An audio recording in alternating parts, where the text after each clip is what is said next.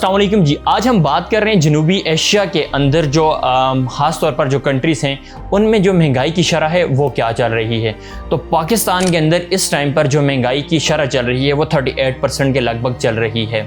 अब अगर हम अपने पड़ोसी मुल्क इंडिया को देखें जो हमारे साथ जुड़ा हुआ है तो वहाँ पर जस्ट 4.5% जो है वो महंगाई की शरह है।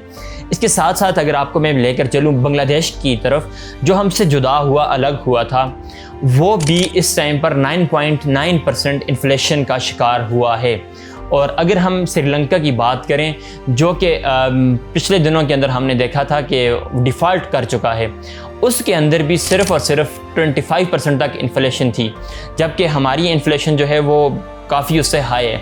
लेकिन हम डिफ़ॉल्ट क्यों नहीं हुए, इसके लिए बहुत सारे ऐसे जोग्राफिक फैक्टर्स थे और इंटरनेशनल फैक्टर्स थे जिन्होंने अभी तक हमें बरकरार रखा हुआ है। तो देखते हैं हम कब तक चलते हैं एक अच्छी और पॉजिटिव उम्मीद के साथ कि अल्लाह ताला करेंगे ये सारी चीज़ें स्टेबल होंगी। भूटान के अंदर जो इन्फ्लेशन रेशो चल रही है इस टाइम पर वो 39% है। नेपाल के अंदर जो इन्फ्लेशन है वो 7.7% है और मालदीव के अंदर जो इन्फ्लेशन है वो सिर्फ और सिर्फ 4% के लगभग चल रही है। अगर मैं बात करूँ अफ़गानिस्तान की तो अफ़गानिस्तान में जस्ट जो है वो 2% महंगाई हुई है। अब देखें ये सारी चीज़ें ऐसा क्यों है कि पाकिस्तान इतना ज़्यादा हिट क्यों हुआ। आप अगर देखें कि जो हमारी प्रीवियस गवर्नमेंट थी उस टाइम पर हमारी इंडस्ट्री सेक्टर इवन के कोविड था, सारी दुनिया की इकानमी बैठ रही थी लेकिन हमारी इकानमी जो है वो ऊपर जा रही थी और हमने 5 से 6% तक ग्रोथ की थी।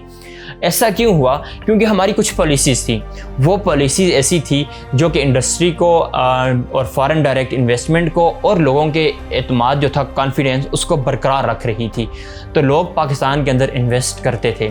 लेकिन प्रीवियसली हमारे कुछ ऐसे इक़दाम हुए जो हमारी रूलिंग गवर्नमेंट है, ये करंट गवर्नमेंट है, उसने कुछ ऐसे स्टेप लिए जो सारे के सारे इसको खसारे के अंदर लेकर चले गए हैं।